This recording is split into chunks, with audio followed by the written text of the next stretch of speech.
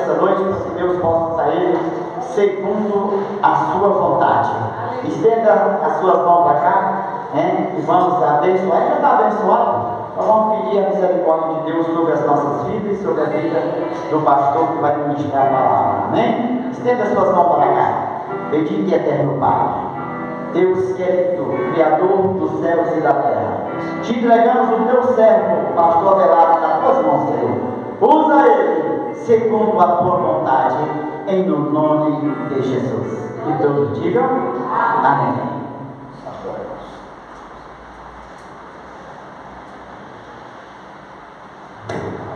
Glória a Deus.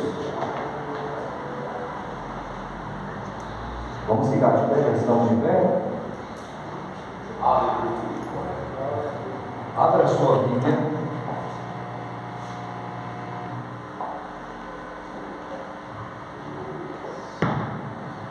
em João,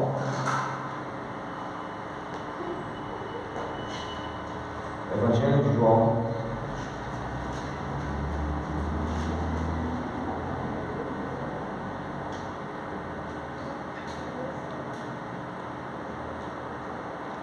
versículo 13.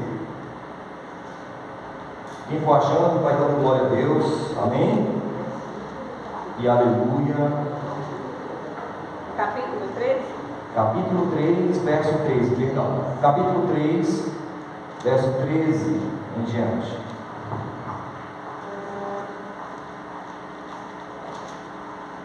Todos acharam? Capítulo 3 de João, Evangelho.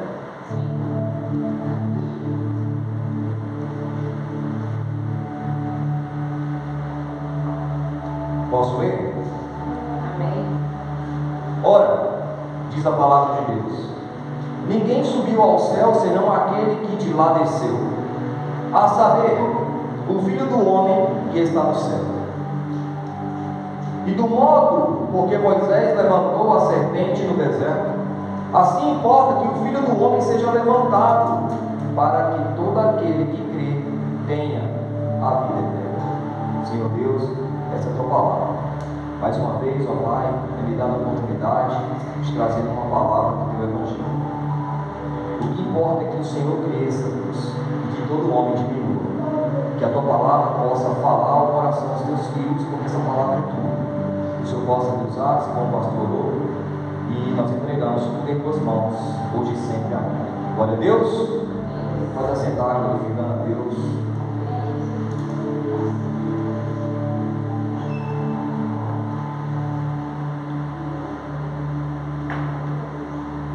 Esse é um texto sagrado, o Evangelho de João. É um livro que fala sobre o amor de Deus. E o versículo que vem logo após, a esses 3 versículos que eu li, ele resume toda a Bíblia, ou ele resume o objeto, ou seja, o foco da palavra. A Bíblia se resume nesse versículo 16 que está logo aí embaixo. Porque Deus amou ao mundo de tal maneira que deu seu Filho único, para que todo aquele que nele crê nele, não morra, não pereça, mas que tenha a vida eterna. O que nós vemos sendo relatado nesse livro, como em toda a palavra de Deus, é que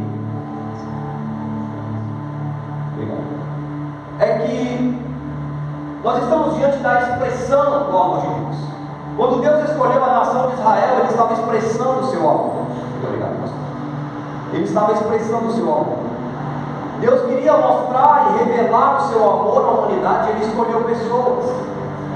Quando Deus ele escolhe dentro da igreja pessoas e dá dons para essas pessoas, Ele está manifestando o seu poder através delas. Vocês sabiam que Deus não faz nada se não tiver um homem para fazer? Porque Ele entregou a terra ao homem. Ele falou: a terra é sua, Adão. Vou fazer uma mulher para ti que seja competente para estar do teu lado. Essa palavra idônea significa capaz de estar ao lado. E a terra é o seguinte: você que tem que dominar, você que tem que dar nome aos animais, sujeitai-a. Você vê Josué, você vê Gideão, você vê Moisés, você vê José, você vê Jacó. Esses homens estão orando e se apresentando diante de Deus. Deus manda anjo, Deus aparece. Lá nos carvalhos de Mamré, quando Abraão estava lá, apareceu o Senhor com 2 anjos. Deus apareceu lá. O próprio Deus apareceu em forma humana. E aqueles 2 anjos que estavam com ele significavam a Trindade.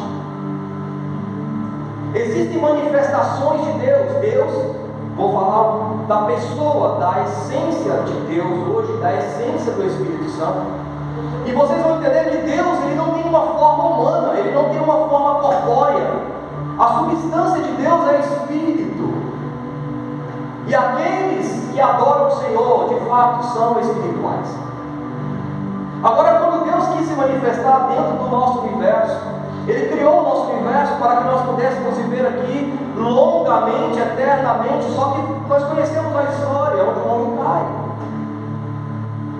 Então Deus criou um plano no céu. Na verdade, esse plano já tinha sido escrito ou feito antes que tudo fosse formado. Porque nós vamos falar também que Deus é onipotente, onisciente, onipresente. Ele é eterno. Ele sabia que ia acontecer isso tudo. Então ele tinha um plano preparado para que o mundo, o homem, as pessoas fossem restauradas, salvas, recuperadas. Então quem é Deus? Quando alguém diz que ama alguém, nós naturalmente queremos saber quem é esse alguém de quem você está falando. O porquê desse amor? Às vezes o pai diz que ama o filho, um esposo diz que ama a esposa, um filho diz que ama o seu irmão. Alguém achou um amigo, como Davi e Jonatas, os seus espíritos se ligaram, eles tinham amor um pelo outro, ele amava como se fosse um irmão.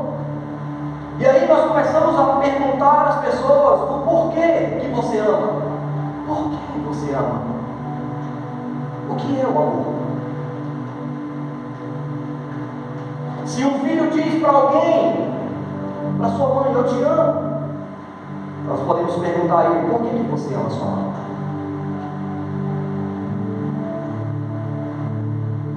O quanto você ama o seu cônjuge? O quanto você ama a sua igreja? O quanto você ama o seu filho?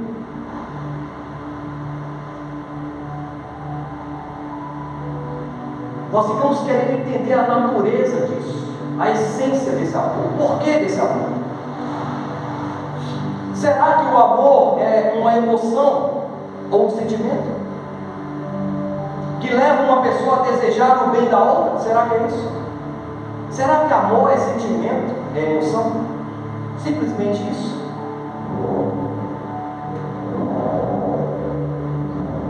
Nós entendemos na leitura desse texto hoje que porque Deus amou, Deus decidiu amar.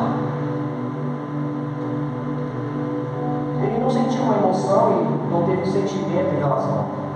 Ele decidiu amar. Eu decido amar as pessoas que eu criei, que erraram comigo, que falharam comigo. Eu decido perdoá-las, eu decido despejar sobre elas o meu amor. Então esta noite nós vamos aprender que o amor não é simplesmente uma emoção, o amor não é simplesmente um sentimento, amor é uma decisão. Quando você se junta a uma esposa, quando você se junta a um esposo, você decide amar aquela pessoa a despeito das dificuldades que ele tem, a despeito dos defeitos que ele tem. Ninguém vai vir perfeito para você. Você vai falar, olha, eu decido amar você, eu decido te ajudar com as suas dificuldades comportamentais, eu tenho sentimento e emoção por você porque eu sou humano. Sim. O amor vai ser demonstrado por sentimentos, por emoção, mas porque você decidiu amar. Um pai decide amar o filho. Olha que lindo. Um irmão decide amar o outro irmão, porque ele foi envolvido. E existem atributos de Deus que estão na humanidade. Assim, nós temos a imagem e a semelhança de Deus. Nós temos o poder de escolha, o poder de sentir, de odiar, de amar, de afeiçoar, de matar também. Pela maldade, não era para ser assim, mas é. Então o amor, ele visto de forma científica, ele possui um mecanismo biológico. O que é biológico? Bio é vida, lógico, né? Biológico da pessoa. Existe uma coisa, nós somos feitos de alma, de corpo e de espírito. Existe uma coisa que comanda as minhas ações aqui. O meu cérebro falou: coloca a mão para cá, traz ela de volta, segura o microfone, anda para cá, olha para a Renata, olha para o pastor, olha. Eu estou recebendo um comando. Não é involuntário as minhas ações aqui. Existe um cérebro que está comandando isso. Então, nesse biológico que nós somos, feitos de coração, de órgãos, de sangue, de membros, de capacidade intelectiva, isso ele é determinado pelo sistema límbico, ou seja, o centro das emoções que estão presentes nos mamíferos. Existe um poder de decisão, existe algo que está em nós, porque Deus nos fabricou parecidos com Ele. Então, quando nós recebemos o nepraxa, o sopro da vida, você começou a existir. O teu funcionamento biológico, ele vai trabalhar aquilo que Deus já determinou para a sua vida. Então, o sentimento de amar ou de odiar, ele está dentro de você. E propriamente o homem, quando ele está ali bebê, ele é puro. Ele não tem mancha, ele não tem pecado, ele não tem poder de decisão. Então, ele é todo amor. Existe a parte da criança que ela é totalmente inocente até conhecer as coisas ruins. Então, existe um texto em Gálatas 2:22 que fala assim: logo já não sou eu quem vive, mas Cristo vive em mim. E se esse viver que agora tenho na carne, vivo pela fé do Filho de Deus que me amou e a si mesmo se entregou por mim. Então aqui nós estamos vendo a maior expressão do amor. Por que que você ama a sua mãe? Porque ela me amamentou, porque ela me cuidou, porque ela me acarinhou, porque ela me levou para o hospital. Por que você gosta do seu pai? Porque ele me dá carinho, porque ele me dá proteção, porque ele ama a minha mãe, porque ele me dá uma condição de vida, porque ele chega e brinca comigo, porque ele me ama e eu quero retribuir esse amor então para ele. Então o amor que já está dentro do nosso DNA, daquilo, DNA são os códigos genéticos que estão dentro da pessoa, né? Aquilo já está dentro de você, então você começa a fabricar aquilo, é natural. Não precisa ninguém ativar em você isso, é natural. E aqui Paulo está dizendo o seguinte: olha, a maior expressão de amor que eu já vi foi alguém que deu a vida de alguém por mim. E ele está falando de Deus, está falando da maior expressão que eu conheço, a expressão do amor de Deus, porque ele não tinha nada a ver com a nossa história, nós escolhemos errar, e ele chega e dá um filho, para que a gente possa se redimir de escolhas erradas. Conta-se uma história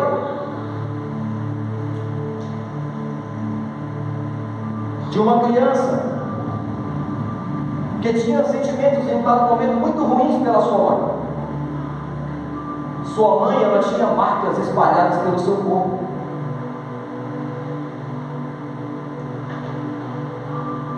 Mas até então, antes daquela menina conhecer o mundo lá fora, ela só conhecia a mãe. E ela observava que a mãe dela era diferente, existiam umas marcas no corpo dela, feias. Mas ela não conhecia, beleza, ela me cuida, ela me carinha, ela me amamenta, ela me dá as coisas, tranquilo, o universo aqui estava tranquilo. E quando ela foi crescendo, que foi para a escola, a mãe tinha que levar na escola, a mãe tinha que levar no médico, e ela começou a ver a reação das pessoas em relação à mãe dela, de se afastar, de olhar, de observar, porque ela existiam marcas dela que chamavam a atenção.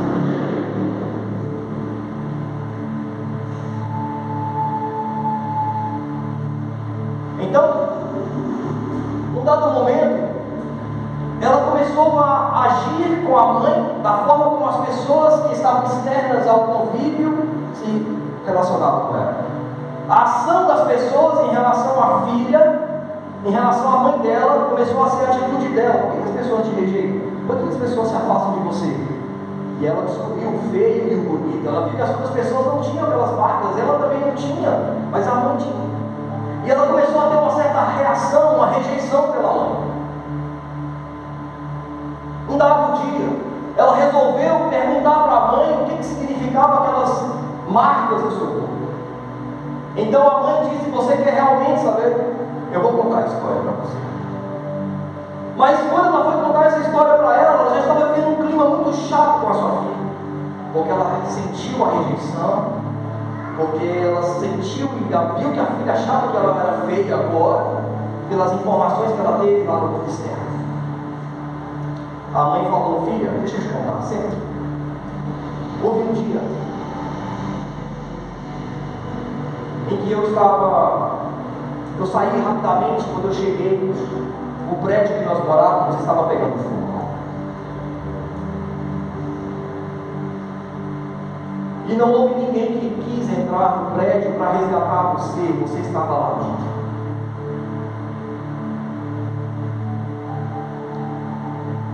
Eu sabia que eu podia me machucar, mas você era minha filha.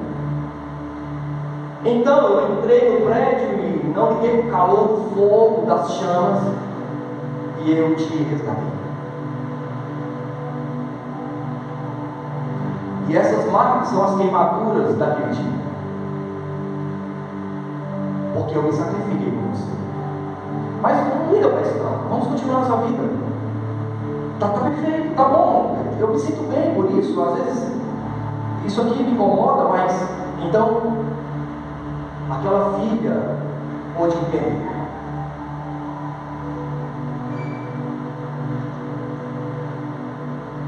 que o verdadeiro amor, ele traduz sacrifício,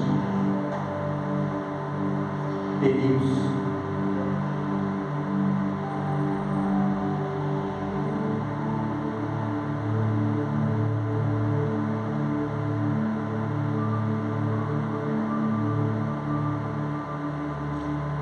Um dia, Jesus se sentou com um homem chamado Nicodemos.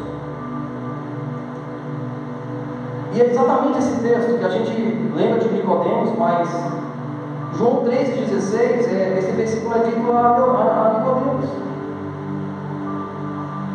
Ele diz para Nicodemos: olha, Nicodemos, é necessário que todo homem ele nasça de novo. E Nicodemos não entendia, porque ele era uma pessoa carnal, ele não tinha o Espírito Santo, ou o Espírito de discernimento. Então Jesus disse para ele: aquilo que é nascido da carne, de fato é carne, mas aquilo que é nascido do Espírito é Espírito. E nascer de novo, Nicodemos, significa que você tem que nascer da água e do Espírito.